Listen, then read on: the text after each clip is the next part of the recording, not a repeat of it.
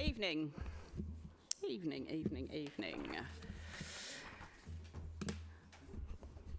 Okay. So before I open this meeting, can I ask that everyone, that including me, make sure that your phone is on silent, and that any other electronic device is muted to avoid the feedback. Can you also, if there's any remote participants, are there any? Oh, that makes that easy. One meeting, please.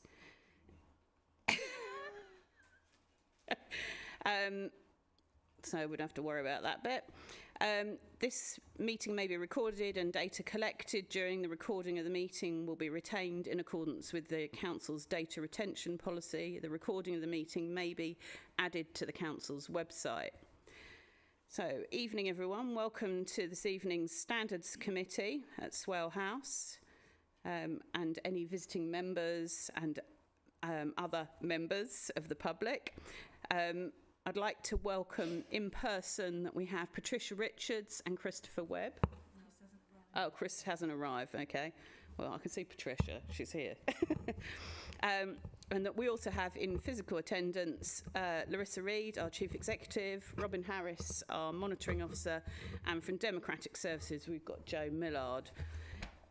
There is no planned evacuation tonight, so if you leave the premises, make sure I come with you, and that the Democratic Services Officer will direct all attendees out safely to out into the car park. Please don't use the lifts. Anyone require assistance? Don't think so. No, good. Any apologies for absence? Thank you, Chair. Apologies have been received from Councillors Jays, Perkin, Lehman, Miller, Wise and Parish Councillor Jeff Tutt. The substitutes this evening are Councillors Kavanagh, Nundy and Harrison. Thank you. Okay. Yes, Councillor Hunt. Apologies from Councillor Neil's got held up at work. Okay. He's not going to get here. Okay, thank you. Okay, members, can you please approve the minutes of the meeting held on the 11th of July 2024, minute numbers 67 to 74? Do we agree those? Yeah, that's unanimous. And with the subcommittee held on the 27th of November 2023, minute numbers 436 to 437. Do we agree those? Agreed? Yeah, that's agreed. Thank you. Are there any declarations of interest anyone wants to declare? No. Okay. Item 5, Member Development Strategy. Larissa, please introduce the report. Thank you very much, Chair. This strategy comes from work that's been undertaken by the Member Development Working Group, chaired by Councillor Jays. It sets out our approach to member training. There's a couple of things that I think to bring to your attention. One is on page 7 of Appendix 1, which I think might be page 16, that the Member Development Working Group, as different to other groups, so most under the political balance rules of our council committees, if you are an independent member and not part of the group, then you do not get a place on a committee. However, the Member Development Working Group thought that as it was about member development, that independent members should be able to sit on the Member Development Working Group. So that has been proposed. Also, that it does set out our approach to member development, and also, though, members' responsibility in member development, and it talks about members working with their group leaders, if they have them, to talk about their development in the similar way that maybe a member of staff talks to their manager, and actually that it could either be their group leader, or if you have your member from your group on the Member Development Working Group, they can take that role for your group. But to talk about your training needs. Being a counsellor, certainly for new counsellors, is very new, and often people have a lot of training needs. We have talked about in the group some of the things that we know have happened. So, for example, the new members' support for prospective and new counsellors, and a lot of this is what we've done and what we do. Some of the things that we will put in place that we didn't do would be things such as when we do the new counsellor sessions. Previously, we've done new sessions for new and existing counsellors together, and what the group would like us to do is some sessions just for new counsellors. So in effect, there's nobody there that knows the answer. Everyone's new together. Of course, that's something that we would do. And one of the things that people did like that we did do this year was the can't even say it, we liked it, but I can't say it, the member support scheme, which is the buddy system where all new counsellors got a buddy who could help with signposting and anything.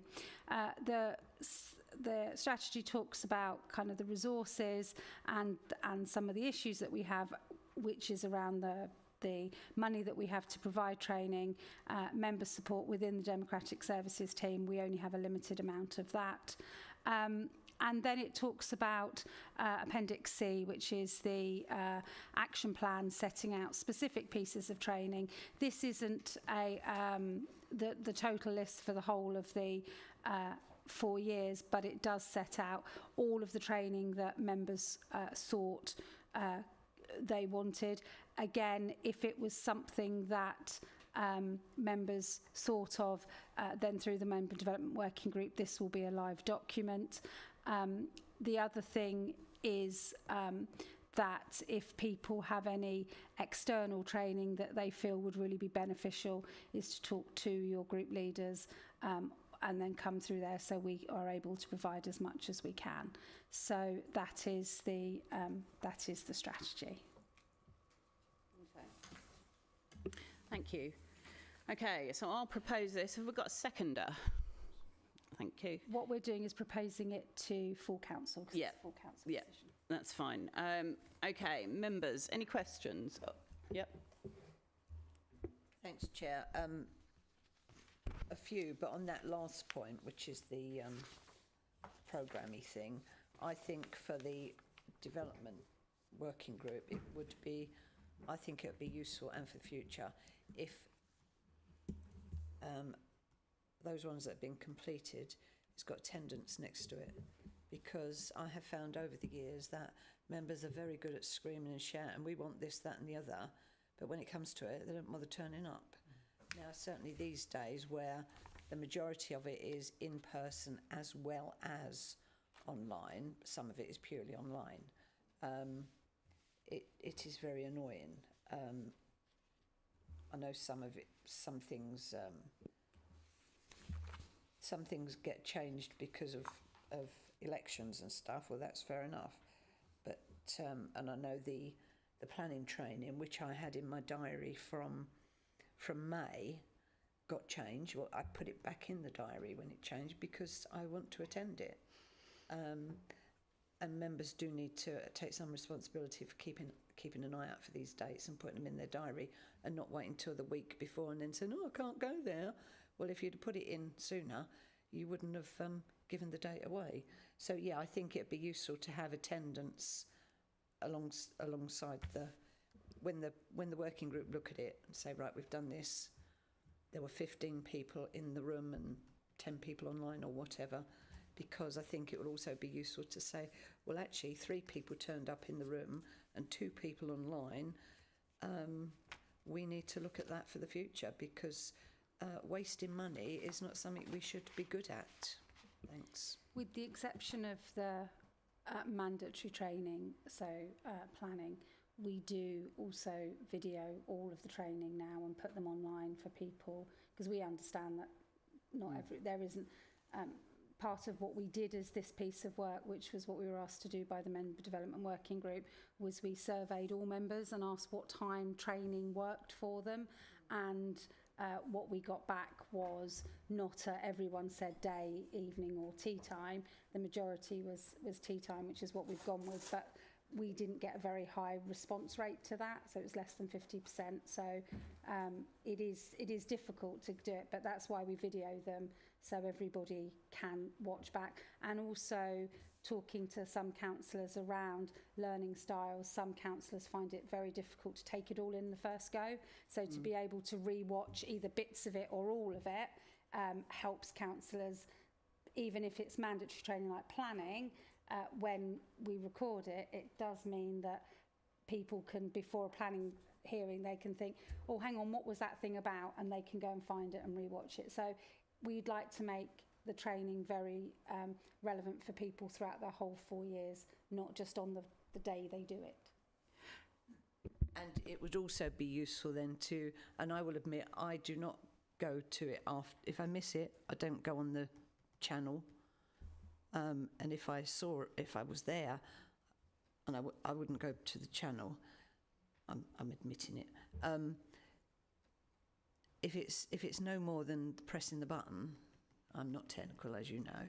If it's no more than pressing a button, it would also be useful to see how many people access the training online.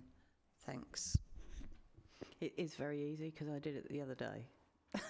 So I can vouch for that, where there's been some training. I mean, getting the numbers of people who do it. Yeah, that's easy enough to do, isn't it? Can I check? Yeah, it is. Right, okay. Thanks, Councillor Harrison. Right, I've got Councillor Nundy next, followed by Councillor Palmer. Thank you, Chair. Yeah, I had a read through it. I'm not on the standards, but I did have a read through the reports before coming to the meeting, and I was quite impressed with it. As a new member last year, having the buddy scheme was actually quite helpful, because it was someone that I could quickly email and just say, this is a problem, who do I have to go to? And within a couple of days I had a response. Whereas I kind of feel if I tried navigating that myself, I probably wouldn't have got very far. And the other stuff that's in there about getting more training, yeah, I mean, it's not always possible for me to make every single training session, but as Larissa's just said, you can go on to the channel and everything's there, so you can just have a look at it at a later stage. Absolutely in support of this. Thank you. Great, thank you, Councillor Nundy. Councillor Palmer? Yep, I agree with what Councillor Nundy's just said. I was just going to query something when it says political groups. What's the definition of a political group? Normally a grouping is two or more. So if the one single person is a political group, is he treated as an independent person? Yes. For the purpose of... Yep. So I'm sorry, I'm going to answer that question again because anybody listening to the recording won't have heard that. We've just talked about the recording. A political group is two or more people. If you are a single member, irrespective of whether you call yourself an independent or a something else, you are classed as an independent member. And what the Member Development Working Group said was normally, unless you're in a political group, you don't come in the political... The only place you can sit is full council unless you're gifted a seat. What they've said is because this is for members, by members and not decision making, they wanted single member groups to be able... We currently have two. They wanted them to be able to have a voice. And just going back to what Councillor Harrison said, yeah, I must admit I've gone online to re-look at stuff, and I think it's handy to have that. But sometimes I find it awkward. I forget how to do it, so I have to send an email to Bill, and then he tells me where it is. But I'm getting used to it. But it is. I do find it hard to sometimes find on Teams. So if I watch the planning training online, does that count? No. You have to be in is that with all training? No, so there is a training module that all members who sit on planning have to do before they're able to take part in a planning meeting. That has to be face to face. You can go and rewatch it and rewatch it and rewatch it, that's fine, but you have to have been physically... We need to know that you've done it and that you've been physically in the room while that's happened. So don't miss the 15th of October is the answer to that. Okay, no, I accept that. The chair said that, I couldn't possibly say that. Yeah, I accept that. I've got the 15th of October in my diary. But so what about other training that might be required? Well, licensing is normally got to be... No, that can be online, can't it? Yes, but you have to have for licensing training, you have to have completed it either face-to-face or online. What you can't do for the regulatory training is you can't say, I've watched it, so therefore I'm trained, because of the regulatory nature of licensing and planning, you have to have been attending at the training. I don't know if planning training, whether you can attend online, because you're still attending, but I don't know but Joanne? No, we always, for planning, must be in the room. You can attend the licensing training online, but there needs to be some interaction. It's actually quite hard to attend licensing training online and be able to get that much from it. So we would always recommend that, but so long as you're interacting, because we don't know if somebody's joined a training session and walked off and not listening. And then they haven't got the benefit of it at that point. So when you do your speed awareness, you have to have your camera on to show you're there, or you get. Oh, they keep asking you questions. You've heard, yes, allegedly. Okay. Allegedly. Cheers, thank you. Okay, right, Councillor Hunt. I generally agree with it. There's a few things I want to raise that's in here. That is on the strategy itself, on page 14 and 15, mainly 15. We talk there about getting evaluations and surveys done. And at least once a year, the Member Development Working Group will evaluate the implementation effectiveness of the strategy, which is good. But further down, we then say about during the period of the strategy, at least one comprehensive survey of members will be undertaken. It does say in here that obviously there'll be other things. I'm trying to find where it is. It says that we will try and ask for feedback after, where possible, members will be asked to complete evaluation forms after each training session. I'm just wondering whether that one survey is going to be enough, because when do you do that survey? Is it at the end of the 3 years to try and get some feedback? If it is, then the Member Development Working Group aren't going to have that information to be able to implement it for who we've got on the council at the moment. And this is a 3-year strategy, so I think it needs to be an annual review, so that then that can be fed back to the Member Development Working Group at the right time to implement changes for the following year. And also, you mentioned there about videos, and if we do ask at every training session feedback at the end, those on watching the videos won't be having that opportunity. So I think it needs more than one survey. Can I just pick that point up? Yep. Because presumably on Teams there is a facility to do a quick question thing afterwards, isn't there? That could be set up, yes. Yeah, Joe, come in. If we can just answer that one. Harrison. Yeah. Okay. Yeah, sorry about that. We can always do that. Put that in the chat feature in there as well, because actually, when members are asking questions, it might be a question that another member might want and then see the answer to. But also, just what Councillor Hunt was saying about the regular surveys, we used to issue feedback forms after every session. Yeah. Unfortunately, we might get, if 12 people attended, we might get 2 forms that were filled in, or somebody would just scrub through and then just sign at the end, and that was it. So we found them not particularly helpful. Okay. Right, Councillor Hunt. I'm just on that point, so if that's the case and we're not doing it every time, that needs a bit of a rethink about how we're going to get that evaluation. And How about locking them in the room until they fill the form in? I'd suggest once a year to do a thing, so that may need changing if we all agree that. On how member development needs will be met, that is on page 18 or page 10 of the strategy. We've got a list there of potential development delivery methods may include, and I think all those that are good there, but if we do use these, I think we really need to push them a bit more and make sure members know how to do these things. I mean, for instance, one of them is shadowing opportunities, which I think is really good. I don't know of any members that have been shadowed for the last few years at least. So those sorts of things, I think we should push a bit more and make sure members know that they can do that sort of thing. Yep. Just on that, I mean, we had that discussion at the Member Development Working Group. This was a list that came from members, and the thing, because we didn't have a strategy, that's how members didn't know. What is important in this is that members take responsibility, and if they come to us to say, actually I'd like to shadow either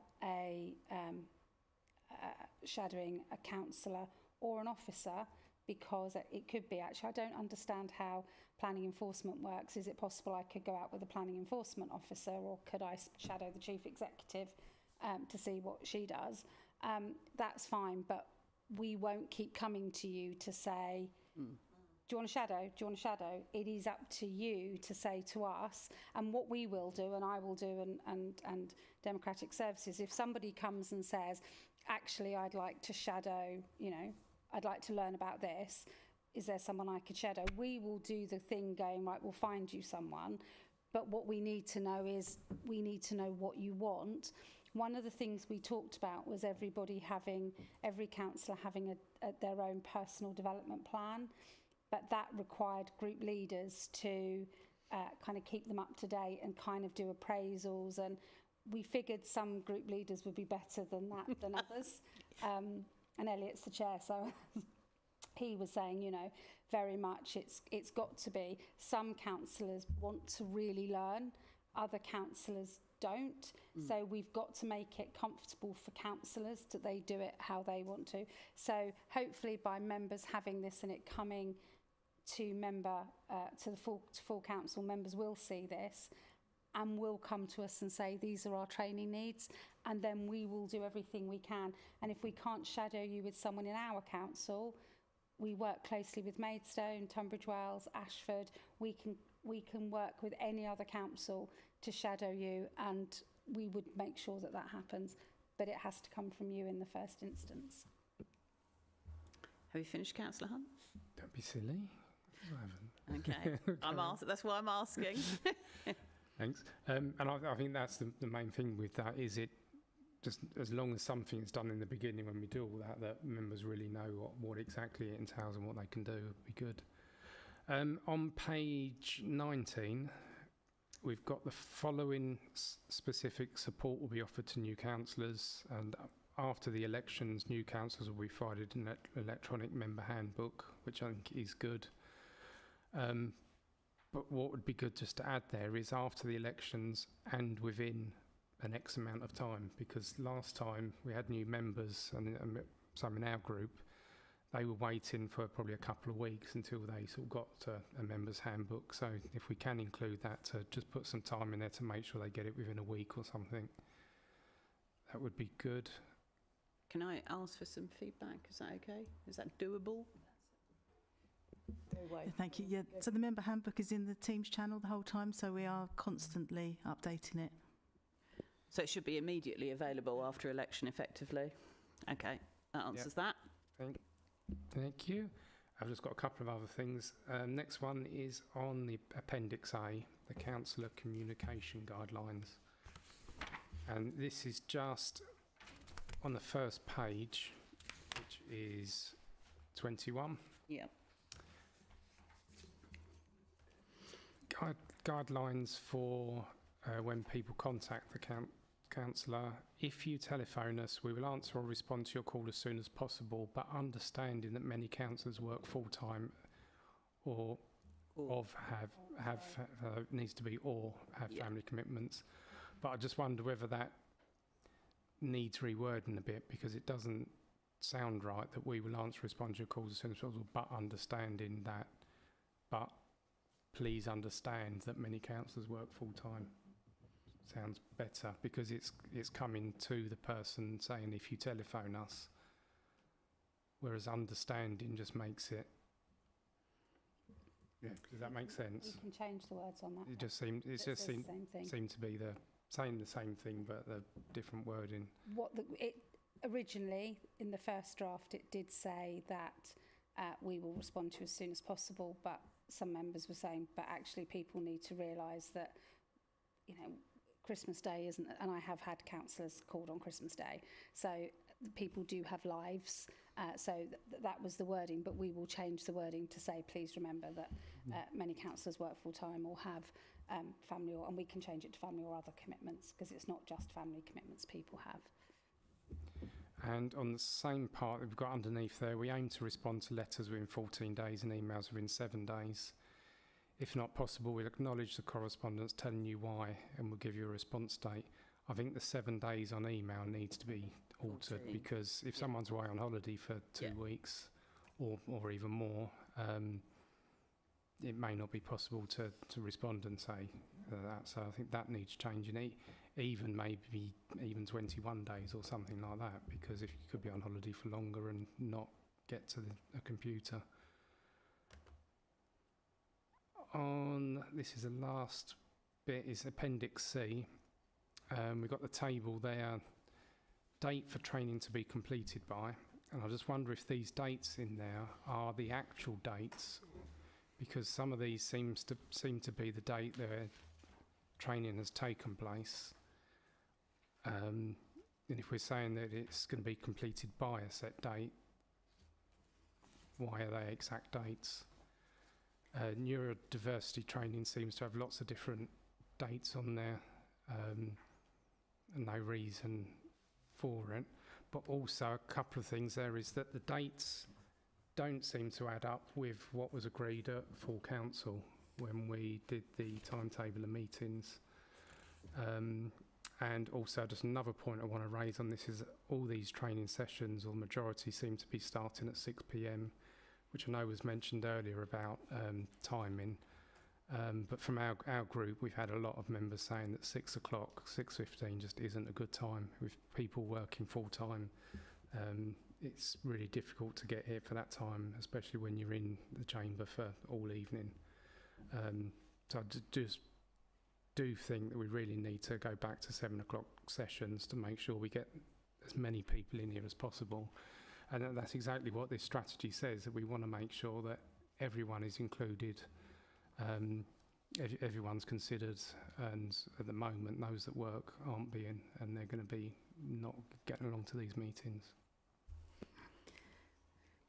Thank you, Joe. I'll bring Joe in here because you can answer a few of those.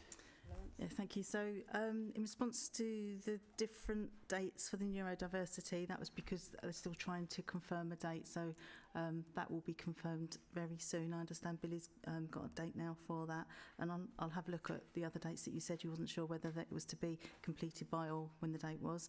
In terms of your other points about the different sessions are not on the same days as the timetable of meetings that was agreed at annual council. All of the training sessions that are put out there are what suggested by members and officers, so it's by demand. So I know there's only maybe like half a dozen dates that are actually on the timetable of meetings, but things happen in between times. So I know, for example, with the planning training, there's been lots of different bite-sized sessions just because that's what they've needed. That's what members have asked for, and that's what is being offered. So I accept that it's completely different to what was on the timetable of meetings, but that's because that's demand-led. In terms of the times of the meetings, a survey did go out to all members back in, I think it was about April time, and there were, as Larissa said, less than 50% response, but the majority of those that responded did say that 6 o'clock was the time that they wanted sessions to start. So that's why they're now set at 6 o'clock, because that's what the majority wanted. Thank you. Anything else? Got a couple of other people who'd like to speak. Good. Okay. I've got Councillor Kavanagh and then I've got Councillor Harrison. Councillor Kavanagh, please. Thank you, Chair. As a fairly new councillor, I welcome this wholeheartedly. Can I just feedback, the initial day that we came here was too manic. It just didn't work for me. It was like speed dating. Not that I've done speed dating, but less information over longer time would work better. The buddy system, yes, I really appreciated that. Got on really well with Lisa. Last night, some of us in the chamber attended the Net Zero briefing. I found it really useful. I don't understand a lot of the technical stuff, but I now understand better, I think, what I need if I have to be on a committee that has to look at it. But it was incredibly poorly attended. I know a lot of Labour councillors are at conference, but there weren't very many people there at all. And when we're looking at the local plan, I think it's absolutely essential that we have all the information we possibly can in order to get it right. And this is me leading on to the training. Most of it is optional. The same old people turn up. I tried to attend everything. When I was at East Grinstead Hospital with my son, I missed the Highstead briefing. I went online, couldn't get hold of it. I got Matt to give me permission. I've watched it, so I've caught up. It's difficult because often I think those that need the training most are those that don't appear to be interested in doing it. At home, because of my previous work in social services, I have a list of all the training / briefing I've attended here and all the committees. That's just me. But I don't think some people seem to value the training as much as I think we all ought to, because we need to do this job the best way we can. And lastly, on this chart, the planning isn't up to date. There's been more that's attended that's got dates. Definitely the heritage briefing, and I'm pretty sure I attended an understanding the local plan and the 5-year housing land supply briefing. If it wasn't those exact titles, it was something very similar. That's me done. Okay, thanks. Yeah, I was going to ask actually, Joe, on one of those points, whether we may have appended here. We've got the training actions and the. I think it's quite useful even to have the list of what's happened this year, because I think what we want is a log of all the training that people can access online. Because if nothing else, if this is going to full council, people can have a list then, a complete list. So I would have to check with Billy, but I'm pretty sure that everything that's on here is online anyway. Is there any sort of carried over from last year? Well, I say the last. I'd have to check when we started recording, but we have been recording for quite some time. Okay, so maybe some of that previous stuff, if we could add that, so you could put historic training, and then if any of that is now superseded, you might want to put on, especially online, that this, if it's 5-year supply, we might have a couple of versions of it. I presume we either delete the old one, or if we don't, we leave it on there with now superseded. Okay. Yeah. Okay. Thank you, Councillor Kavanagh. Councillor Harrison. Thanks, Chair. Now, thank you for raising the feedback, James, because when I did training, when I came to training, I made sure that none of the Labour group left this room without filling in that form and handing it in before, well, I stood at the door so they couldn't leave. If there's somebody on the member development working group thing from each of the groups or independents, but then it's down to them. We've got to take some responsibility because they were useful and it concentrated the mind. A lot of them, it was, I put down refresher training. Yes, it was, I was refreshed.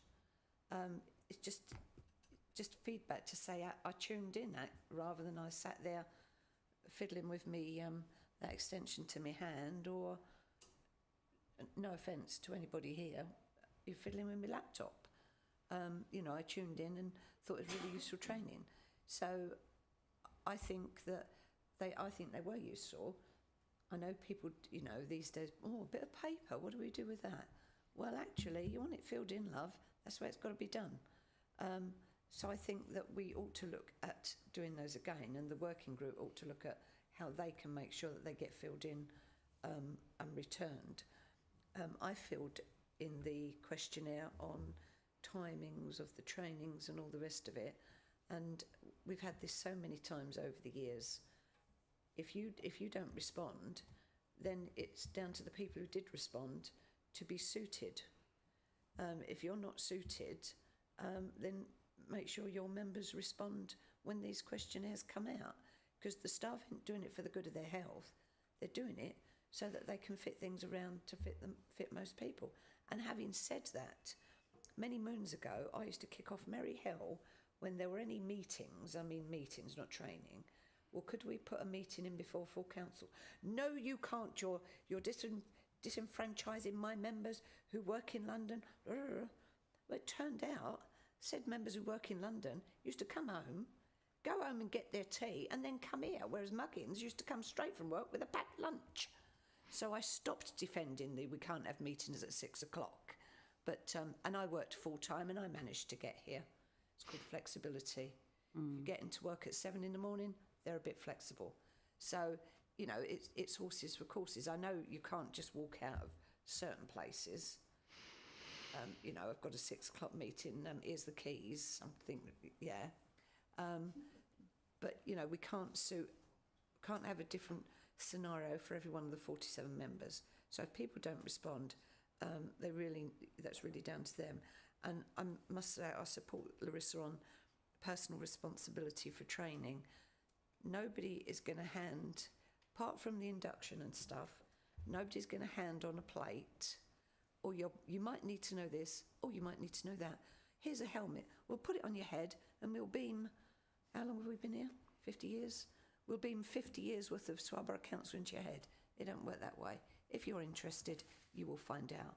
And when I became a chairman years ago, when we had 3 committees, very good, I took 2 weeks paid holiday from work. That was my annual holiday. People go abroad. I went to Swale House and I spent 2 weeks with the team, sitting there, answering phones with them, going out with them, finding out exactly who does what and when and how and all the rest of it. So I was very over that particular area. And I'm not saying that the staff want people coming in for 2 weeks these days, because it's all open plan. But the point is, that was my choice. I wanted to learn. I made the effort. And other people need to do the same. If you are interested and willing, the staff will bend over backwards to help you. But they're not going to try and feed you on a plate just for the sake of it. Thanks, Chair. Thank you. Larissa. So I think with the feedback, we did some, I wasn't here, but there was some training that happened in this chamber last year where within a day I knew how bad it was. Oh, yes, I know which one that was, yes. And because literally everybody was just, well, oh, that's terrible. And we have completely changed that training now, and actually we now provide it in-house, and it's very good and people like it. So it's not the ones that's really bad that because we know about those. What it is, it's that the question is, I'm not bothered whether you enjoyed it or not, really. What I'm bothered about is, did you learn? And what can we do to make it better, to make it that it meets your needs? And that's the important bit. And I sound like a teacher now. It's sort of, the officers know the answers because that's our job. What we need you to do is we need you to know the answers. And the only way we can know the answers is if you're telling us, actually, I get that, and you've just done that.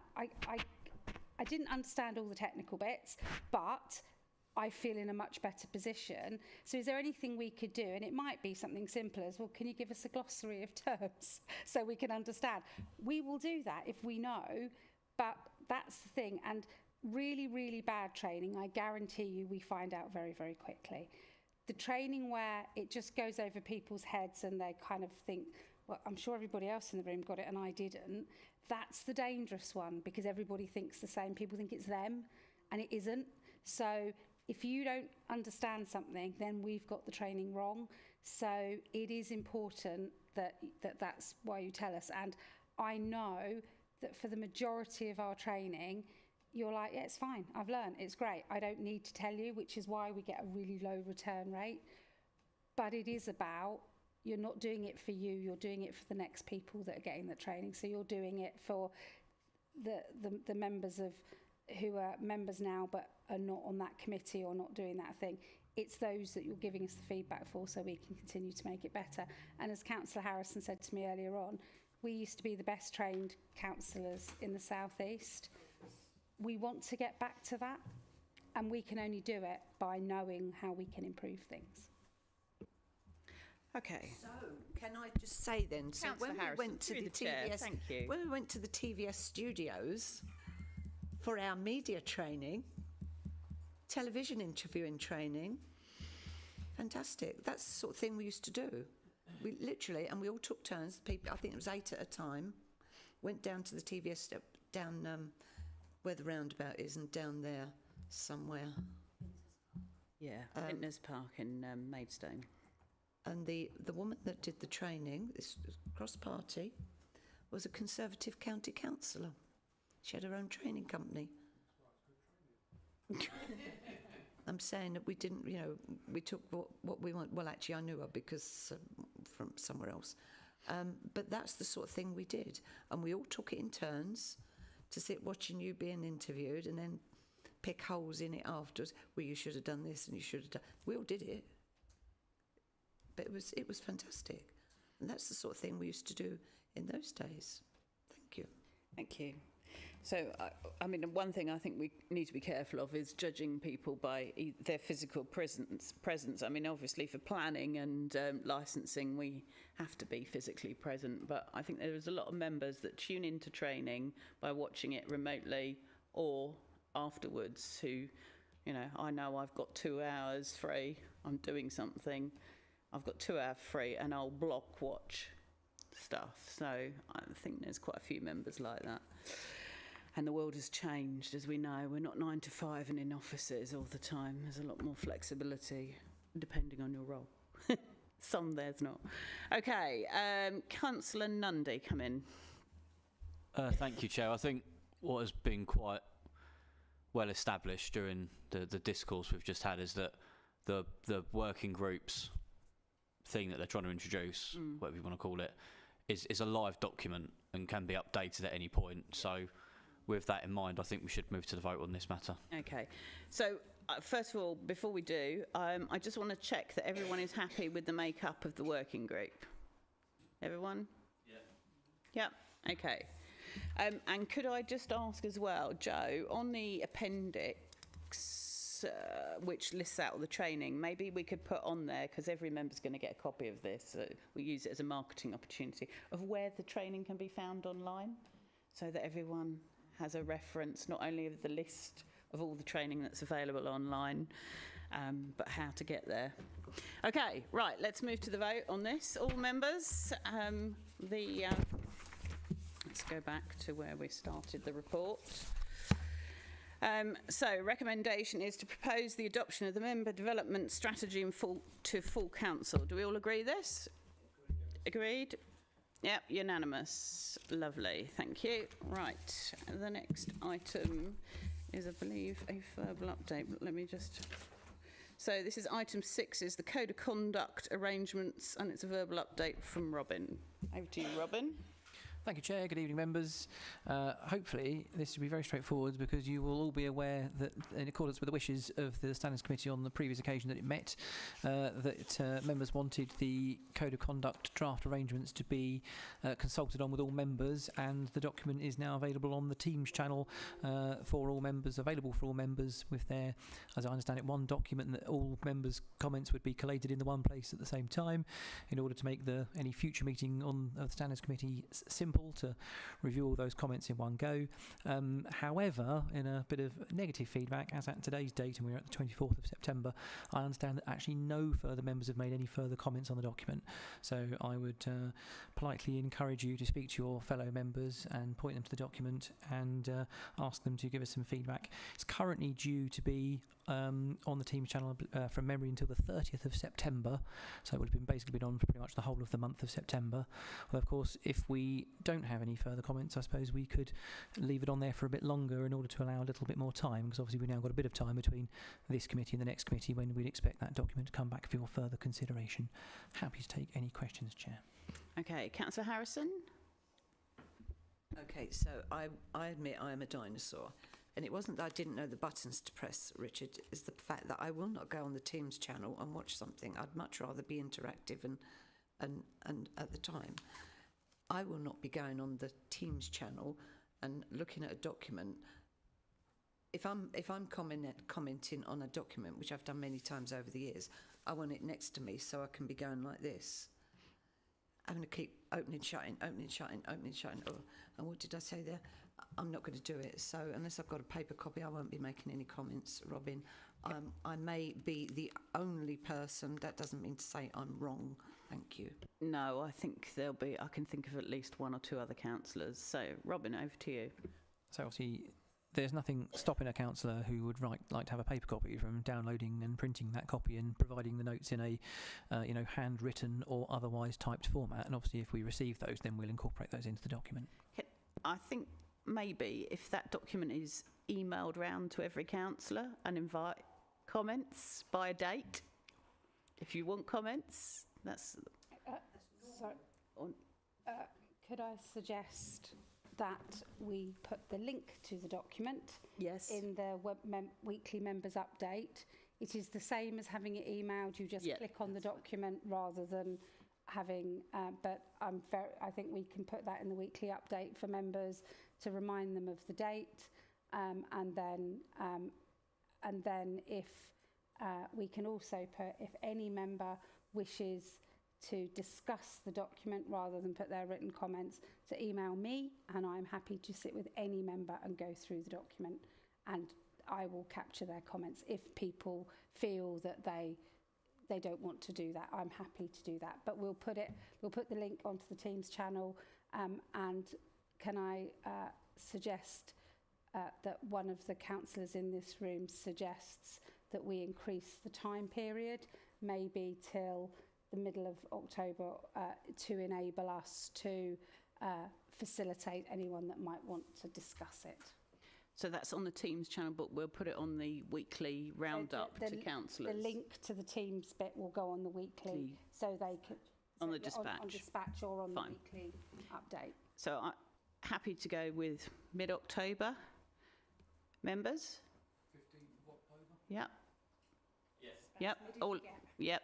That seems to be general agreement on that principle. Okay. Anyone else wish to speak? All happy with that item? Thank you for the update.